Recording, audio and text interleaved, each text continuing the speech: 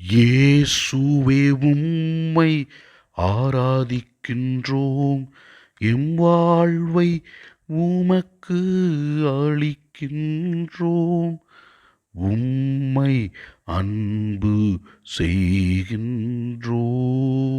இயேசுவே ஆண்டவரே, நாங்கள் உம்மில் நம்பிக்கை வைத்து ஜெபிக்கும் பொழுது எங்கள் ஜெபத்தை கேட்கின்றீர். நாங்கள் உடல் சுகமற்று இருக்கும் பொழுது உம்மிடத்திலே ஜெபிக்கும் பொழுது நாங்கள் உடல் சுகத்தை பெறுகிறோம்.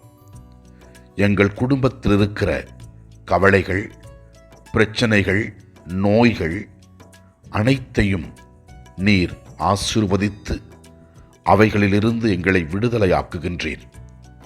நீர் கொடுக்கின்ற ஆசீர்வாதத்திற்கும் நீர் கொடுக்கின்ற விடுதலைக்கும் நாங்கள் உமக்கு நன்றி கூறி உம்மை ஆராதிக்கின்றோம்.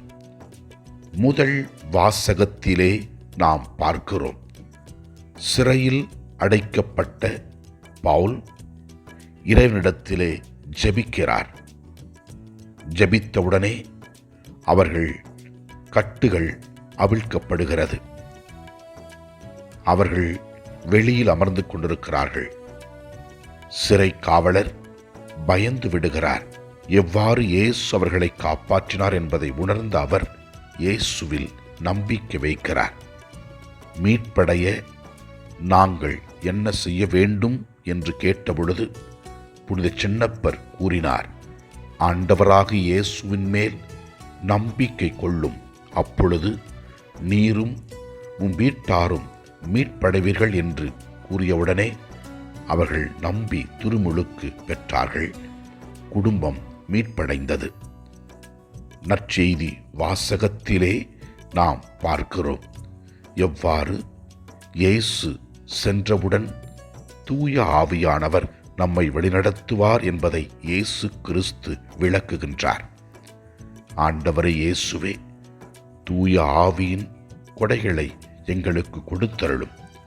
அதனால் நாங்கள் ஞானம் நிறைந்தவர்களாக, அறிவு நிறைந்தவர்களாக, நம்பிக்கை உள்ளவர்களாக, வல்ல செயல்கள் செய்கிற ஆற்றல் உள்ளவர்களாக வாழ்வோம். உமது திரு அவையை பரப்புவோம்.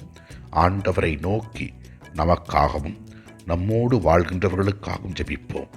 எல்லாம் வல்ல இறைவன், தந்தை, மகன், தூய ஆவியார் நம் ஒவ்வொருவரையும் ஆசீர்வதிப்பாராக. இயேசுவுக்கு புகழ். மரியே வாழ்க. ஆமென்.